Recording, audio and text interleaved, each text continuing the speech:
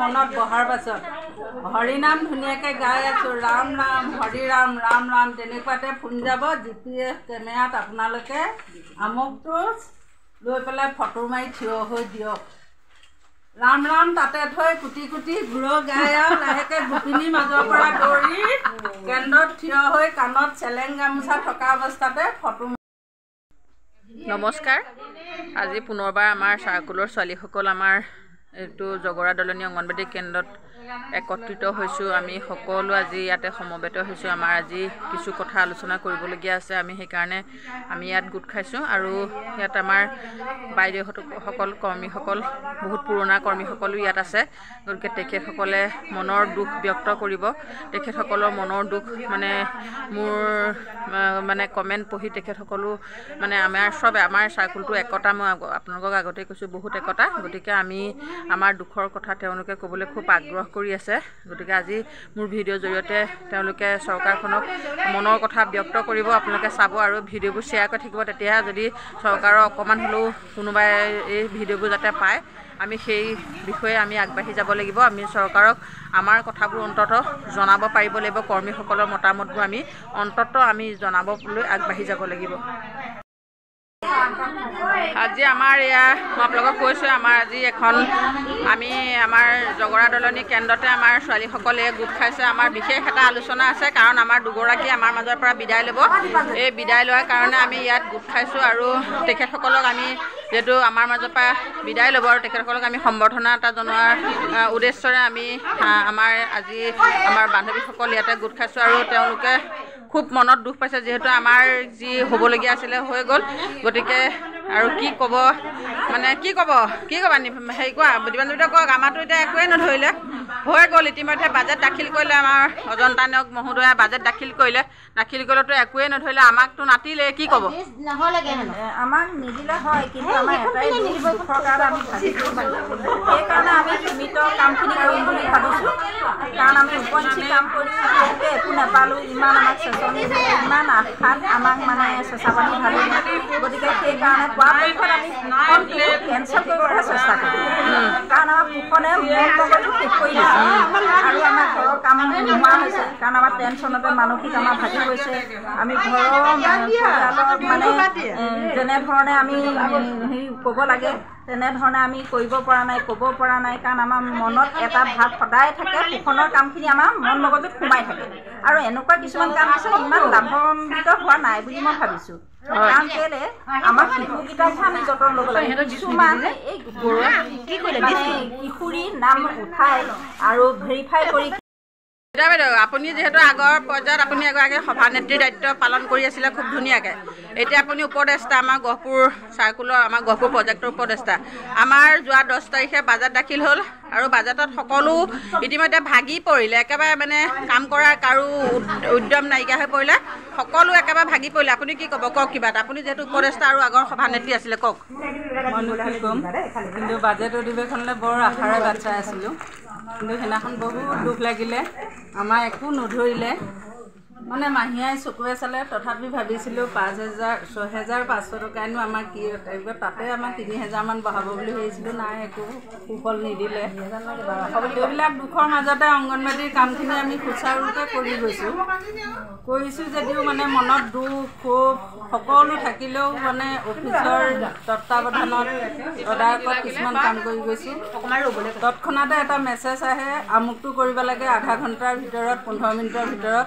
আমাৰ কেন্দ্ৰবিলাক অকণমান দূৰত্ব 1 কিলোমিটাৰ 1.5 কিলোমিটাৰ ভিতৰত।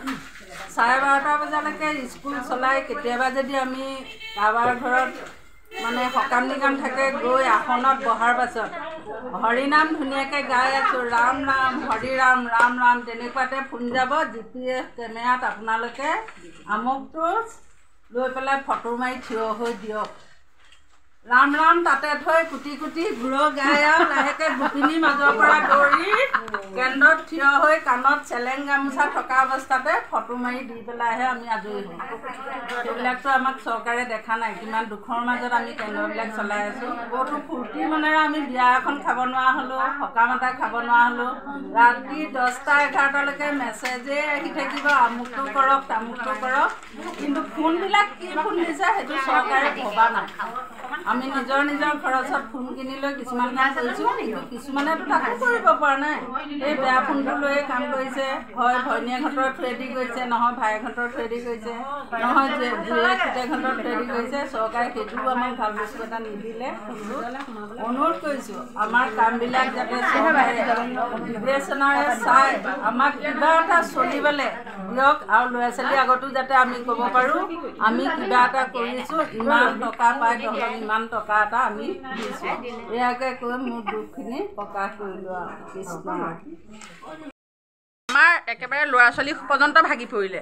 ল'ৰা ছোৱালীয়ে ভাবি আছিলে মাহঁতৰ আজি ভাল খবৰ ওলাব। আগদিনাখন যেতিয়া টিভিত ৰিচাৰ্জ নাছিলে, লৰালৰিকৈ কাইলৈ 10 তাৰিখে বাজেট চাব লাগিব, লৰালৰিকৈ পইচা ভৰাইছোঁ, কিন্তু ক'ৰপৰা পইচা মেনেজ কৰিছোঁ একমাত্ৰ ভগৱান জানে। কিন্তু 10 তাৰিখৰ বাজেট চাবই লাগিব। কিন্তু বাজেটত টিভিত পইচা ভৰাই লাষ্টত কি পালোঁ? শূন্য পালোঁ। গতিকে আমাৰ ল'ৰা ছোৱালী পঢ়ি থকা ল'ৰা ছোৱালীও বৰ বেয়াকৈ ভাগি পৰিলে, বেয়াকৈ মানে মনত কষ্ট পাইছে। আমাৰ যি সকলোৰে ল'ৰা ছোৱালী আছে, ল'ৰা ছোৱালীয়ে বহুত আশাৰে 10 তাৰিখটো বাট চাই আছিলে। অৱশেষত যি শূন্য এটা আহিলে, সেই শূন্যটো পাই পেলাই আমাৰ ল'ৰা ছোৱালী সৰু সৰু ল'ৰা ছোৱালীয়েও বুজি পায় যে পইচা বাঢ়িলে মাহঁতৰ পৰা আমি কিবা এটা ভালকৈ থাকিব পাৰিম, ভালকৈ খাব পাৰিম। অৱশেষত কি হ'ল? ল'ৰা ছোৱালীৰ মনতো দুখ লাগি গ'ল। এই বাজেটখনে যি মানুহৰ মানসিকভাৱে ভাঙি পেলালে, এই বাজেটখনে সঁচাকৈ বৰ বেয়াকৈ ল'ৰা ছোৱালীৰ মনত আঘাত দিলে। আমাৰতো আঘাতৰ কথা ক'বই নালাগে, কিন্তু ল'ৰা ছোৱালী সৰু সৰু কণ 6 বছৰীয়া শিশুৰ পৰ্যন্ত বুজি পাই আছিলে যে 10 তাৰিখে মাহঁতৰ পইচা বাঢ়িব। কিন্তু পইচা কি হ'ল? লাষ্টত এটা শূন্য।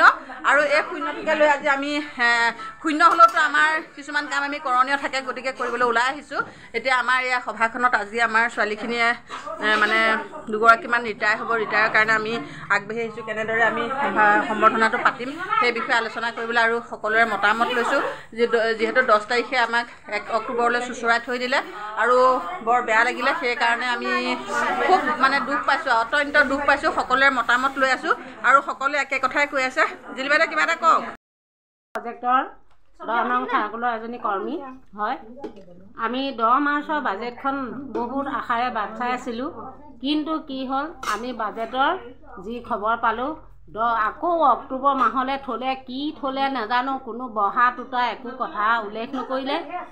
আমাৰ ল'ৰা ছোৱালী আছে, আমাক অজন্তা নেওগ বাইদেৱে কৈছিলে যে আমি কি দিয়া নাইকিয়া 25 লাখ টকা ঘৰ দিছোঁ, 5 লাখ টকীয়া ঘৰ দিছোঁ, কিবা দিছোঁ, এইবোৰ সামগ্ৰী দিছোঁ। আমাৰ সামগ্ৰী যথেষ্ট নহয়, যিহেতু আমাৰ কৰ্মীবিলাকৰ প্ৰত্যেকৰ একোটা একোটা সৰু হ'লেও পৰিয়াল আছে।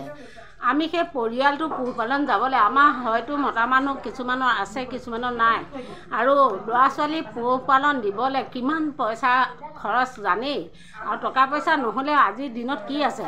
আৰু বস্তুৰ দাম অত্যাধিক বাঢ়িহে গৈ আছে, কোনোদিন বস্তুৰ দাম কমা নাই।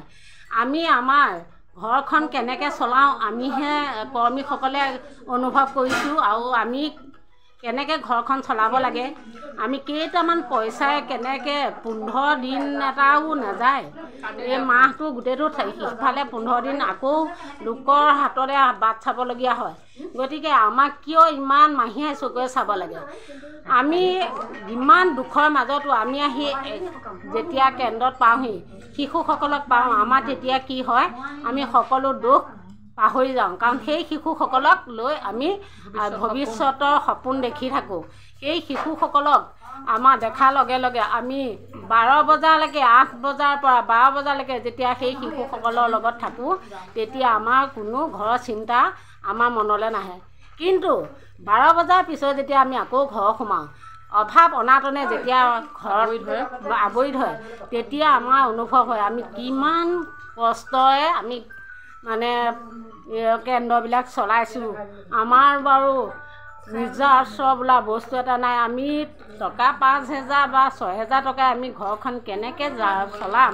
অন্ততঃ এপ্ৰিলৰ পৰা যাতে কিবা এটা আমাক বঢ়াই দি আমাৰ পৰিয়ালবিলাক, প্ৰত্যেকৰে একোটা একোটা পৰিয়াল আছে, এই পৰিয়ালসকলৰ যাতে চকু মুকুল খুৱাই, ইমানকে কৈ মই ক'বলগীয়া সেইখিনি সামৰণি মাৰিছোঁ। ধন্যবাদ।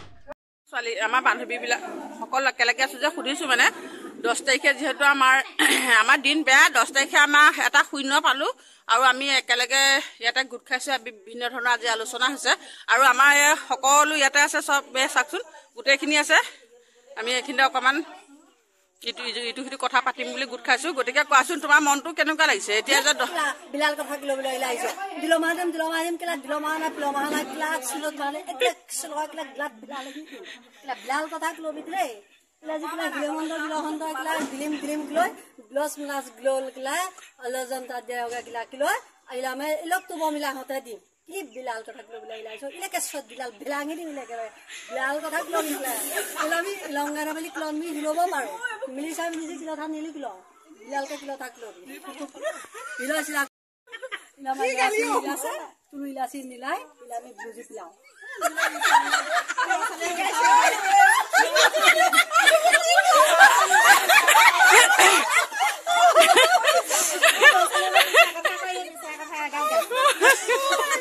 মিলিসা কথা তুলা মিলজি বিলাহা মিলজি পিলা নিবলি পিলা মানে কি হলো মিলজি পিলা মানে তুমি কি কলা এটা অসমীয়াত কৈ দিয়াছো মানে বুজি নাপালো আমি আমাৰ দৰমহা বহা কথা কৈ আছে দৰমহা বহামকে আজিলৈকে দৰমহা নবহালে ইজনে খুদে দৰমহা বাঢ়ে ইজনে কৰে দৰমহা বাঢ়িব আমি কৈছো দৰমহা নাবাঢ়ে মিছা মিছি কথা কৈ ইনে মাথাটো গৰম নকৰিবি অসমীয়াত মানে ক'লে 10 মাৰ্চত আমি জনাম এই বৰ্তমানলৈকে 10 মাৰ্চলৈকে জনোৱা নাই এতিয়া গৈ পালেগে অক্টোবৰ মাহ তাৰপিছত পাব ডিচেম্বৰ মাহ তাৰপিছত জানুৱাৰী তাৰপিছত ইলেকশ্যনৰ শেষত ক'ব অংগনবাড়ীৰ কাম কি দৰমহা 6000 যথেষ্ট সেইটো ন